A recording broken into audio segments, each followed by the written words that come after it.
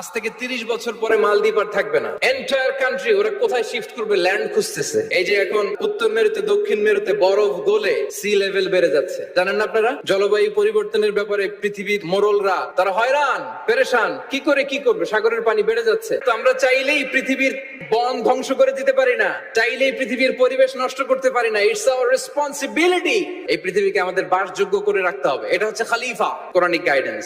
আরব বিশ্বে তারা একটা কথা বলে যে আমরা হচ্ছে নাহনু উম্মাতু ইকরা, আমরা এমন জাতি যে জাতির প্রথম কথাই ছিল কি? ইকরা, পড়ো, রিসার্চ করো, গবেষণা করো। আমাদের ক্লাসিক স্কলাররা তারা এটা করতেন।